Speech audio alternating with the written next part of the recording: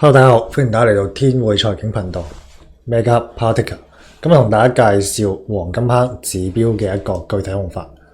咁首先我哋睇一睇黃金坑指標咧，通常咧係會用嚟咧根據市場嘅一啲變化情況啦，咁判斷股價咧係咪大概率進入一個階段性嘅一個底部嘅區域。咁睇翻我哋圖中嘅呢一個1513麗珠醫藥為例咧，我哋可以見到。呢一個黃金坑下圖嘅一個指標咧，呢一個黃色嘅柱咧，佢嘅長度係由長變短。咁呢一個嘅意思咧，係代表緊而家股票成個嘅一個下跌嘅力量咧，出現緊一個急速嘅衰竭。由長變短嘅過程咧，代表成個嘅一個拋壓咧，下跌嘅力量咧，出現咗一個嘅減弱同埋衰竭。咁再以啦，我哋嘅一個山東黃金呢一個股票案例為例子。咁可以見到圖中嘅呢個位置咧，亦都係見到出現咗我哋嘅一個黃金坑指標。咁黃金坑嘅一個黃色柱咧，亦都係先放大後縮細。咁亦都代表咗成個拋壓嘅力量咧，係先放大，然之後咧再急速咁樣去減弱衰竭。咁亦都係代表住咧呢一個嘅底部位置咧，大概率係股票嘅一個階段性嘅一個底部嘅階段。好啦，咁我哋都可以睇下黃金坑指標佢嘅一個具體用法啦，我哋嚟總結下。咁首先咧，我哋可以見到，當黃色柱咧出現嘅時候咧，頭先我哋見到嘅黃色柱出現嘅時候咧，通常代表咧股價咧已經開始階段性咁樣去探底噶啦。咁另外啦，見到黃色柱由零軸向下咁樣去延伸咧，咁黃色柱越長咧，代表股價見底嘅概率亦都係越大嘅。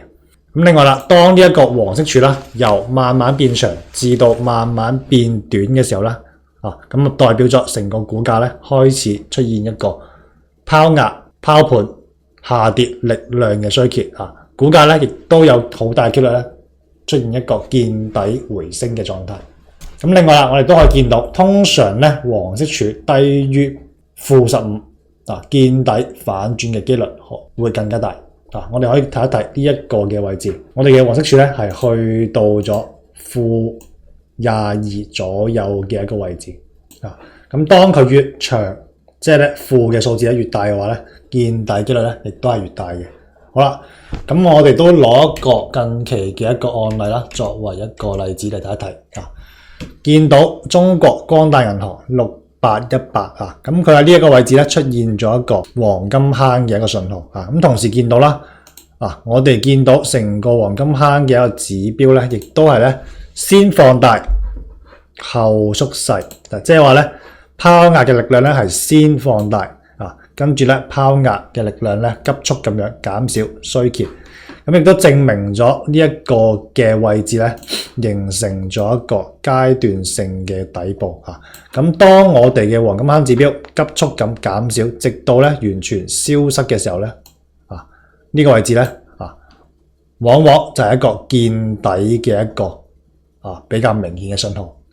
咁可以見到後續咧黃金坑指標亦喺呢一個黃金坑指標出現之後咧，亦都係見到中國光大銀行出現咗波非常之強勁嘅一個反彈。記得訂閱加點讚，即可用專屬鏈接享受額外的迎新優享。